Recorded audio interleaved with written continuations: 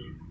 وكانت النتيجة لهذا التعالي وهذا التعاطي ما ذكره الحق سبحانه وتعالى في قوله فخسفنا به وبداره الأرض فما كان له من فئة ينصرونه من دون الله وما كان من المنتصرين.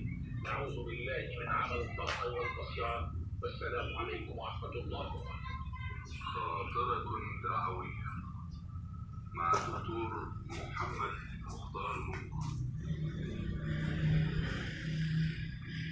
قراءة القرآن الكريم من أبصار ربكم من سورة النور يتلو علينا القارئ أحمد نعيم.